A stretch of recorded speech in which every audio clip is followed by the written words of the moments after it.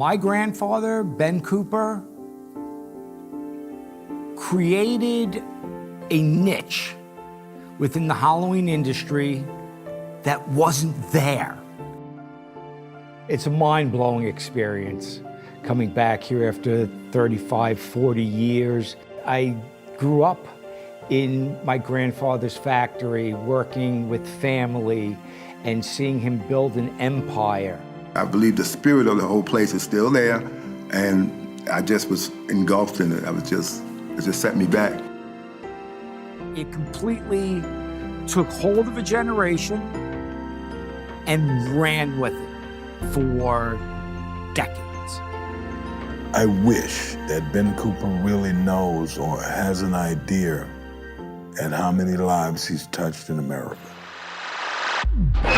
From the historic haunted heartland of Omaha, Nebraska, my name is Brian Corey, and it is my pleasure to welcome you all, young and old, to this special episode of the world-famous Necronomicast. Tonight on the show, it's my pleasure to welcome back to the program documentary filmmaker Rob Caprilozzi to discuss his newest film, Dressing Up Halloween, the story of Ben Cooper Incorporated. The company Ben Cooper Incorporated was one of the biggest game changers in the history of the Halloween holiday, responsible for mass producing the very first licensed Halloween costumes that children in America ever had at their disposal. This documentary shines a light on how the company went from a vaudeville costume company to a powerhouse that dominated the Halloween costume market for decades. So grab that vinyl smock and that plastic mask. It's time to dress up for Halloween. And now, calling in on the Necronomicast Newsmaker Hotline, he's a Pirates fan living in Connecticut, Rob Caprilozzi. How are you, Rob? Hey, Brian. How's it going? Good. Welcome back to the show, man. It's been a number of years. It has been a number of years. Thank you so much for taking the time. When we last talked, it was super early on in my filmmaking career, and I didn't have any budget. I just knew I wanted to make something about that I loved. And I think it was, pretty successful in terms of, getting something out there and hearing what people liked. It brought back memories and brought back, a lot of nostalgia for people. And to me, that was a success. And, ever since then, I had wanted to tell the story of just Ben Cooper. And, I did a lot of videos, kind of perfecting what I wanted to do and my vision for it. And finally, after a long wait, Dressing Up Halloween, the story of Ben Cooper Inc. is finally out there. Well, as soon as I saw it was announced that it was coming out, I was super excited because I was a big fan of your last project, which was Halloween in a Box. And we talked about that on the show. And dear listeners, if you haven't listened to that episode, it's a great one. If I don't mind saying, but also like the documentary, I loved your nostalgic but informative take on all things Halloween. And you and I are similar aged, and we talked about this on the last episode that we were on together. Just the great look back into like our childhood, and like you said, like the last documentary, you talked about Halloween in a Box and kind of like the whole cottage industry of like how Halloween went from this, this small kind of holiday into this giant billion dollar economic behemoth moneymaker that is so popular and so huge.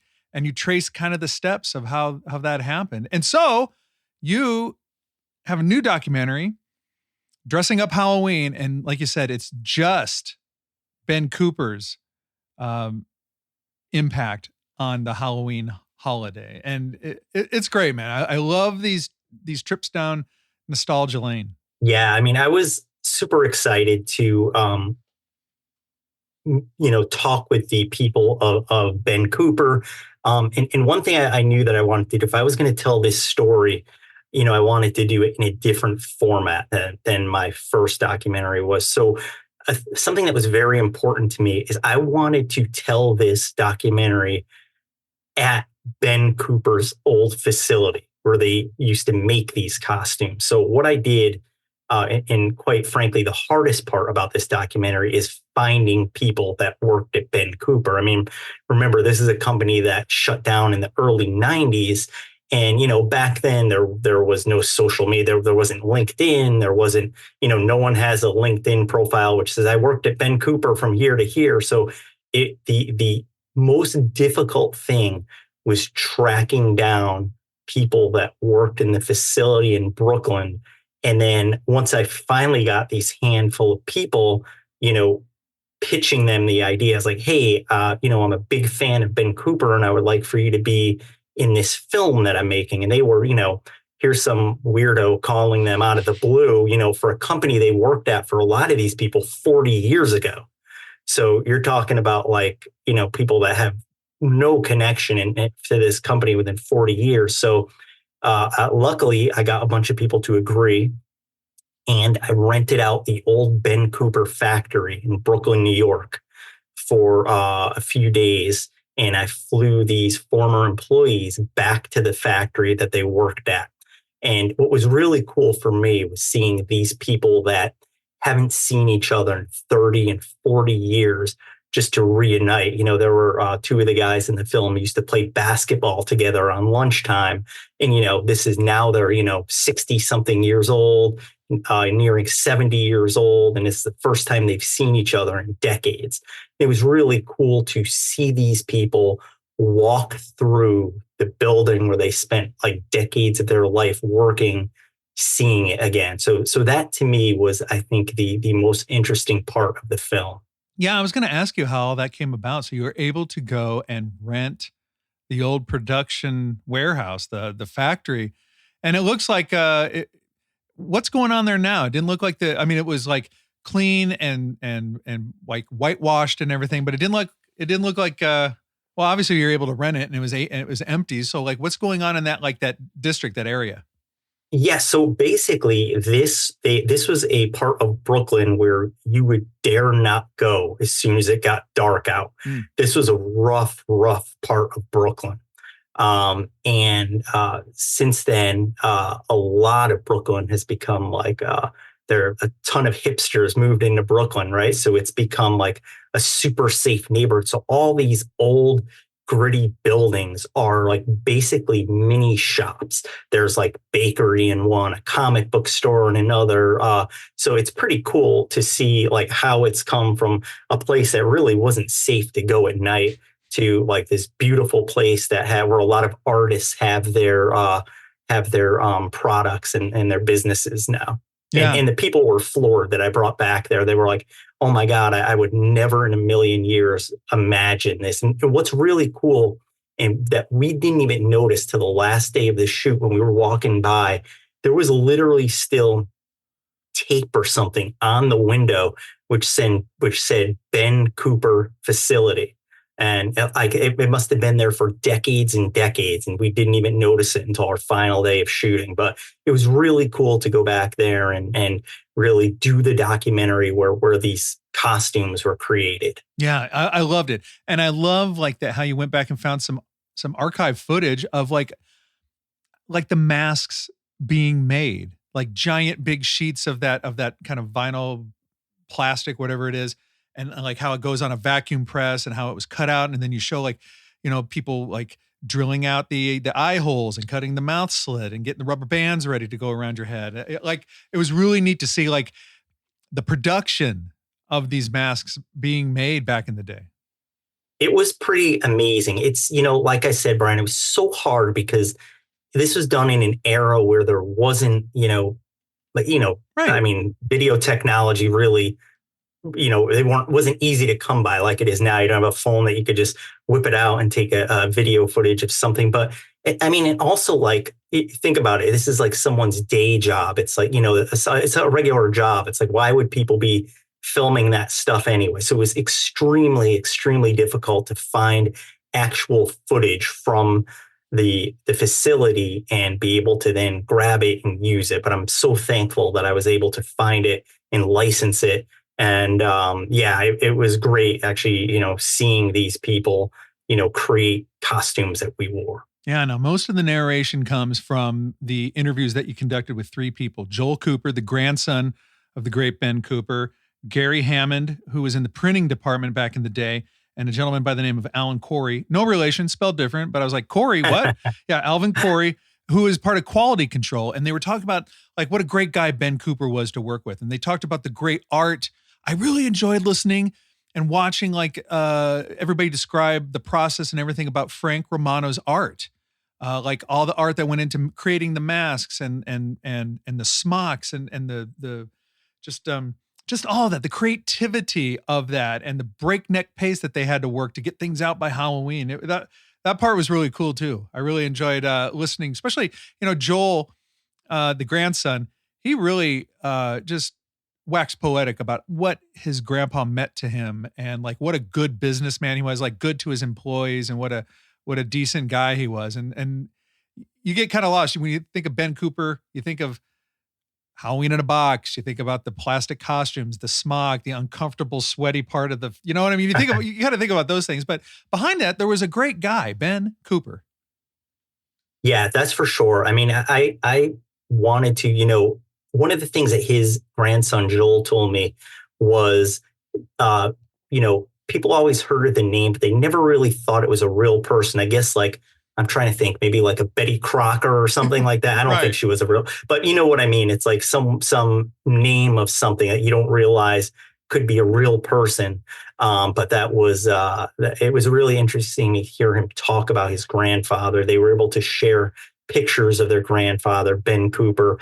It's just funny to me because all of this, mostly everybody around our age, knows the name Ben Cooper, but it's very hard to find images of him. So that the family graciously shared a ton of images of him, in his business setting and with his family. I thought that was really lent to the human side of the film as well. Yeah. So in addition to kind of the behind the scenes, the production of the making of the mask, which you guys go into a lot about, like what a big deal it was to license all these different properties, all these different kinds of characters, from all the different toy manufacturers and comic book companies, movies, how to license them all in this one production facility and have this one kind of director of art, Frank Romano, going through and design all these things and like just everything that they had to do to put these costumes together. Yeah, the licensing part was very interesting. Yeah, it was really interesting to hear about it and actually helping the visual, actually seeing the machines that they used to create these costumes. And as Joel said, it would take up, a city block, the amount of machines that they had and the amount of workers they had, and you think about it, man, there was always a ton of selection. And I mean, I don't even know the number of costumes that they would turn out each year. It's got to be in the millions, I would imagine. But it was very incredible to go there and actually see these people walking through the facility, and especially Joel, like he would walk there and be like, my dad's office was here. My grandfather's office was here. The secretary, Janet Quarry's office was here. And it was really interesting to see. Yeah. So when you were walking around it, now I know you're a Halloween nut like I am, and you're obviously, I'll just say you're a bigger Ben Cooper fan than I am because I'm not making a feature-length documentary about Ben Cooper. So, I mean, I know this is a labor of love for you, but I mean, what was it like for you to be like, wow, I'm really doing this. I'm flying these guys in. I'm renting this place. I got the camera crew ready. I got everything ready to go. And now you yourself, Rob, are walking around the Ben Cooper production facility. It was really cool. I mean, like I said, part of me was concerned that, I got to admit that some of these people, they didn't know me from anyone, you know what I mean? Yeah. So I was really hoping they would get on the plane and arrive, you know what I mean? Because that would have been pretty embarrassing if they didn't. But, thank God they did. And it was very cool to meet them. And for me, it was very interesting to see them interact with Joel. So this is someone, once again, they haven't seen, 30, 40 years. And to just see those guys, reconnect and, shake each other's hand or give each other a hug and reminisce about old times and the costumes and seeing them. One of the things I think you could see a little bit on in the documentary is I think I brought like 50 costumes with me. And I had them all hung up so they could actually walk through and look at their old handiwork and really like reminisce about it as well. So that to me was really special.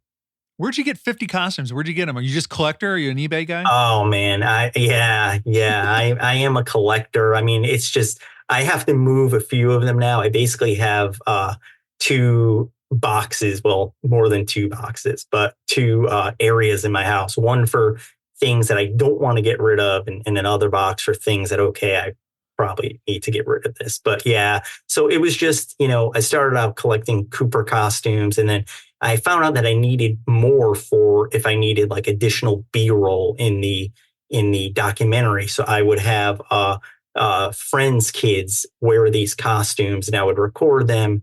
But yeah, I mean, because some footage like that, the older we get, the harder this footage is to find. So if we were talking about like Davy Crockett, it was so once you start getting into specific costumes, if they're talking about you want to have videos to show that costume, and in some cases I would have to use a friend's child to wear the costume, and I think they had fun with it, dressing up in these really old relics. Were you really careful? Like, don't tear the smock, don't tear the plastic. I mean, you know what it is. It's like at that point I was like, I just got to make this film. I can't. I just gotta.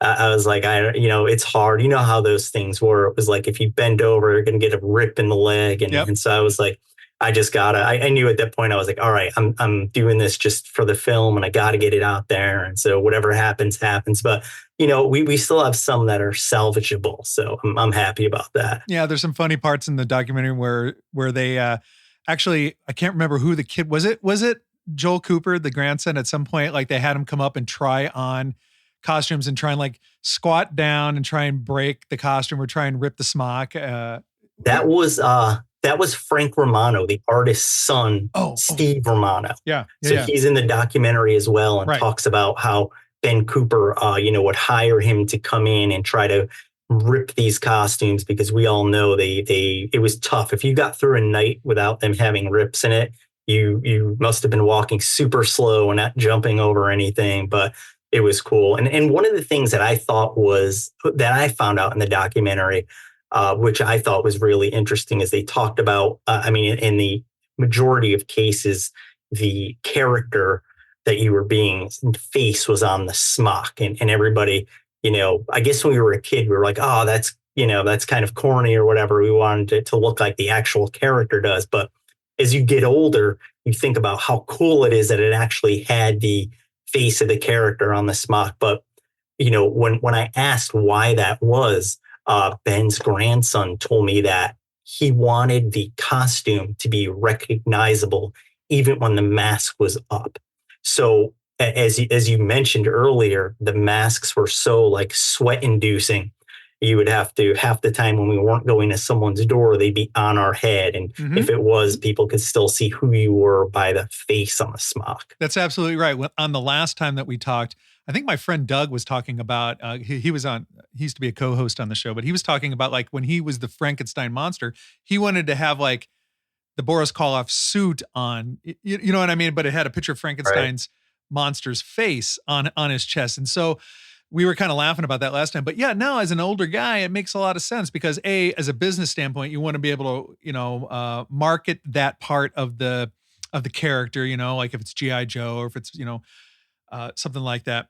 But yeah, tipping the mask up, because I remember like going around the block and we would tip our masks up and be like, hey, which way are we going to go now? Like to actually talk to your friends on Halloween night, you had to lift the mask up. So it makes total sense. I love it. Right.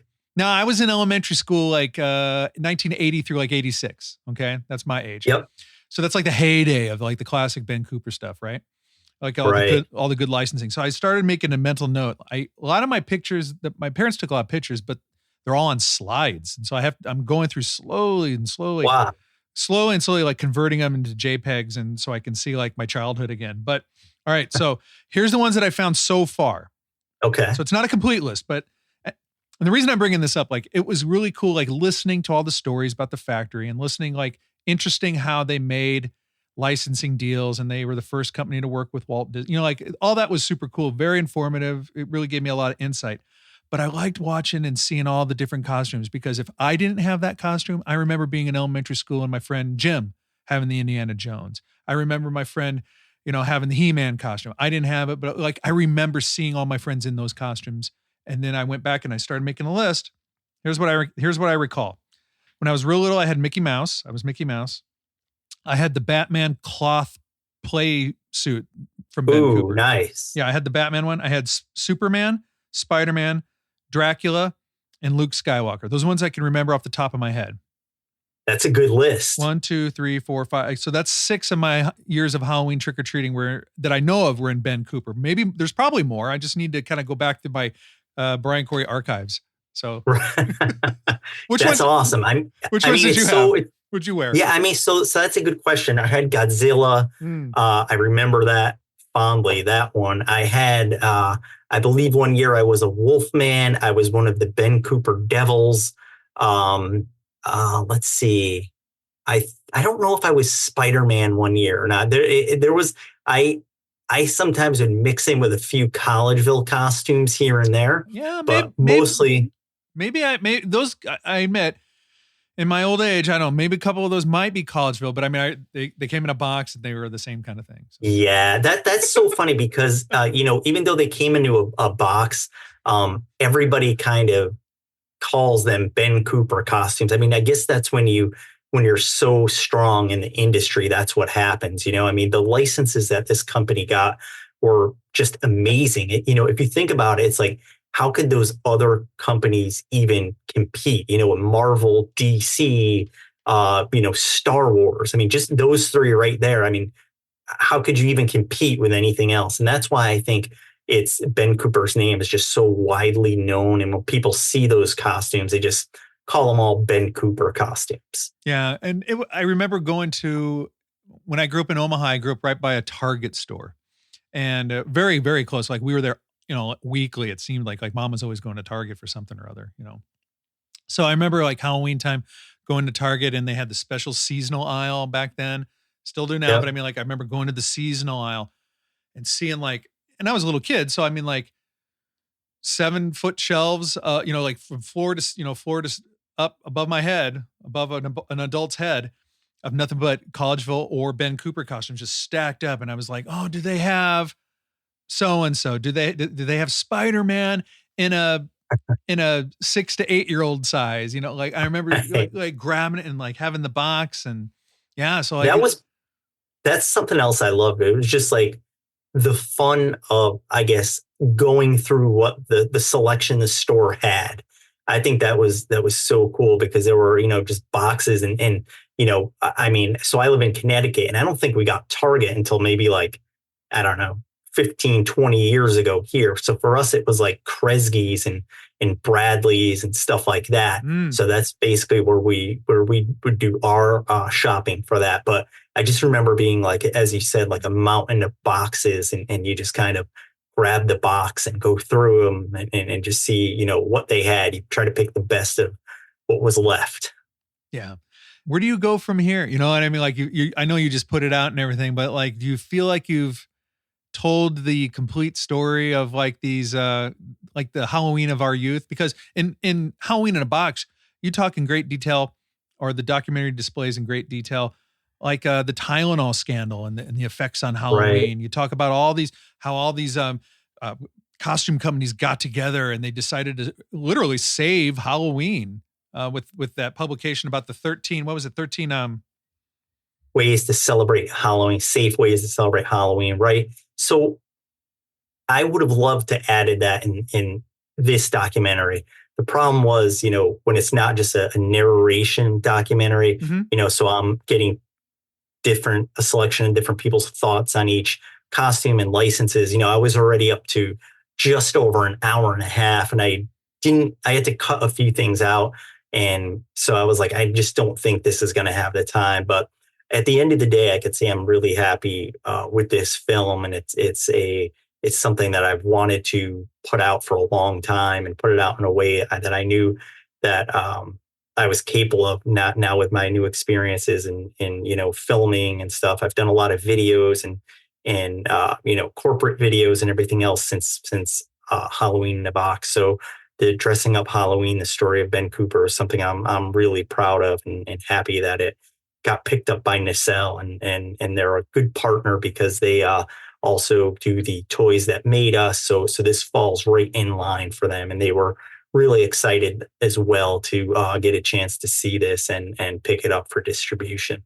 Yeah, so I think like you should be commended for bringing Ben Cooper's name kind of back, into kind of the thoughts of people that love Halloween, especially people our age, but also like, good job like highlighting the work of Frank Romano, because there was a lot of commentary about his art and how he worked on it, and like he'd go down into his studio for 4 hours and come back with like a monster drawing, and it was just like super cool. And he had like such a unique style. I remember we just talked a second ago about Spider-Man, and Spider-Man, the spider was like hairy. Like on like the insignia was like not as Spider-Man looked. But like now I look back and I'm like, oh, that's super cool. Like he had like such creative freedom. Nowadays, I think corporate America would be like, well, if it doesn't look exactly like it does in the movie, or if it doesn't look exactly like it does in this comic book, if it doesn't look exactly like the toy that goes with it, then we're going to, not okay it. But like there was like almost like an artistic creative interpretation of what the character is. He definitely had a really interesting style, and it's, I wish that I was any type of artist, but I'm terrible at drawing, and just looking at his stuff is like, wow, it's incredible, how he kind of made his version of those things. And it's really become, we talk about this in the documentary, it's really become like almost like in a way like folk art, you know what I mean? Like Americana art. That's something that's like so cool. And to me, one of the best things that I love doing is like looking at like old Halloween photos from like the 70s and 80s. There's something like creepy about it, but cool at the same time, which I really love. And I think a lot of that is to do how Frank did his artwork. It was really neat. Yeah, there's almost like I don't know how I'd put it. Maybe something like a diabolical innocence to it. You know what I mean? I'm just saying some of those masks look like the faces are dead on them. You know what I mean? So it's right. It's pretty creepy. Well, and you see some of the photos, like if the kid's holding a bag at night and their eyes, if they're wearing the Ben Cooper mask, you can't see the pupils of their eyes. So you see these black holes or there's always one that's like, there's a meme of like 20 kids in a classroom and they're all wearing like a Collegeville Ben Cooper kind of costume, plastic smock, the mask, and they're all looking at the camera, and it's like that is cutesy creepy. yeah, for sure. It's just so cool, I think, to look back on those things, and it's amazing. And speaking of Frank Romano, I actually have one of his last paintings sitting in my house, and it's actually of Ben Cooper and Nat Cooper. So he did a painting of the two brothers, and it's actually in my back room now. So it's pretty cool. It's just very interesting. Up until when he passed away, he was still drawing and creating art. It was amazing. I would love to have like an original Bob Ross painting. And I would also like to have like an original, either a sketch or something from Frank Romano, just some kind of, it doesn't really matter what it is, like, man. I just think he was great.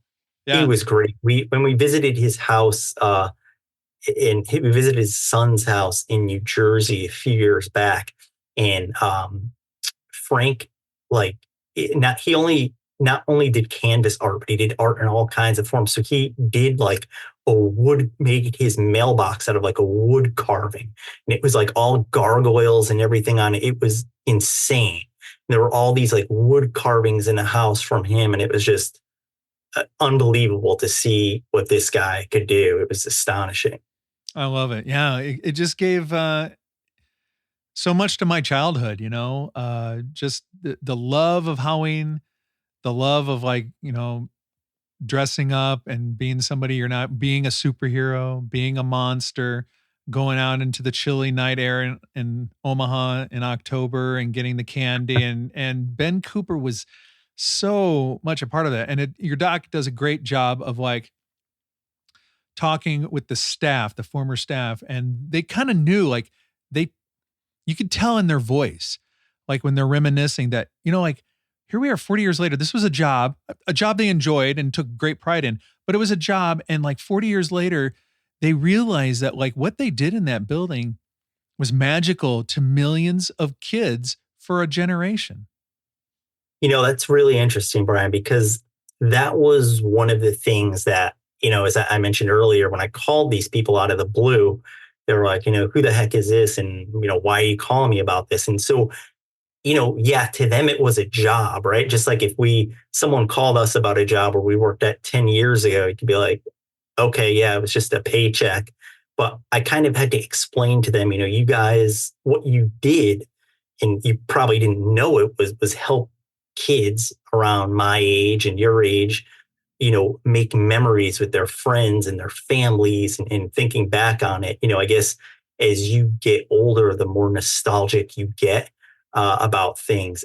And I told them, you guys don't know this, but what you did is you helped create memories for people, and good memories, and they were really surprised to hear that. And I think that that was one of the things that kind of helped them solidify them saying yes to be a part of the documentary. Was, of course, they must be thinking like, why would someone want to talk to me about working at Ben Cooper? And I had to explain to them what the documentary was going to be about. And it was going to kind of shine this light on, not only, Ben Cooper, I didn't, if you talk to someone about their family, they're going to say they're great. You know what I mean? So I wanted to talk to people that weren't family, but knew Ben Cooper, knew the facility, knew the family, knew making what the costumes were about. And they did a really good job telling a story. And like I said, it was just seeing them be back at the place where they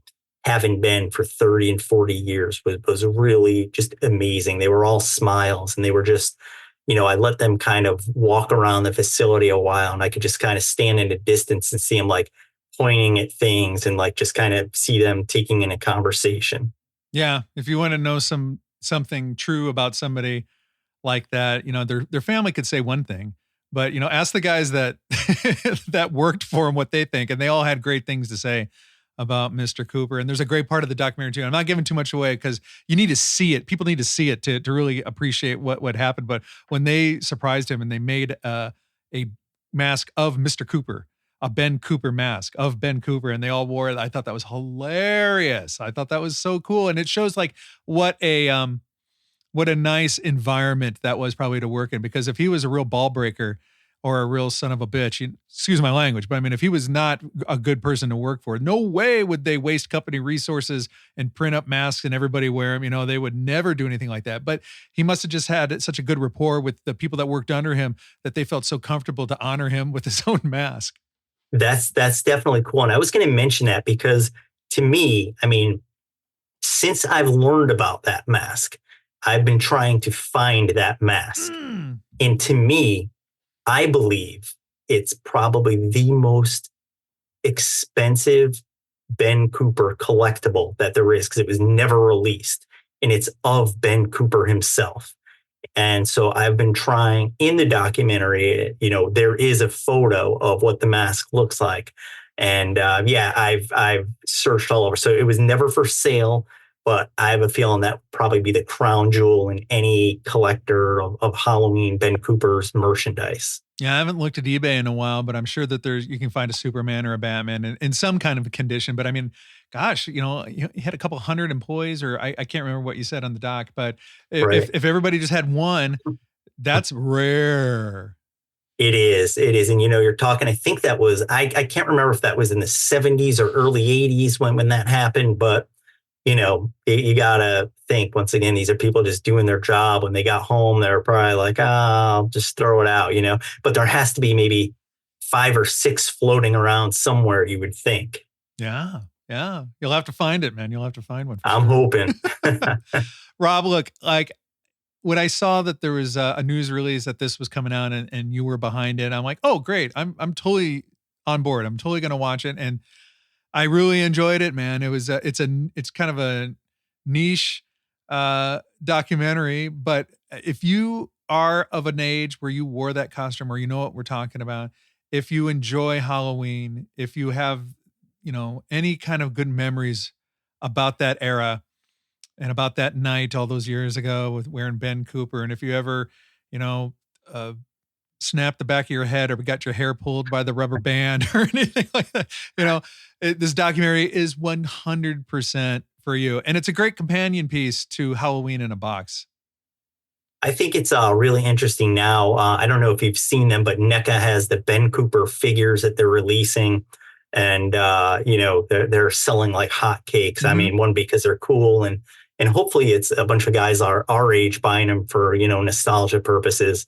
But yeah, I think now is a really good time that this got released. And I'm excited to see what people think. Hopefully it, shines light on the Ben Cooper, the legacy of Ben Cooper and the people that made these. Yeah. Well, Rob, I appreciate your time in talking with me tonight about this documentary that you created. And I really appreciate your passion and the integrity and the authenticity that you put into it. It's not something that's going to, forgive me, but it's not something that's going to like make you millions and millions of dollars, but it's an important piece of work, because what you've done is like you've shown everybody and reminded everybody what an important piece of like the fabric of American culture at Halloween, and like the Halloween that we enjoy today, going to Spirit Halloween and everything that we do associated with Halloween nowadays really owes a huge debt to Mr. Ben Cooper. And thank you so much for putting a spotlight on that man and that company and those employees.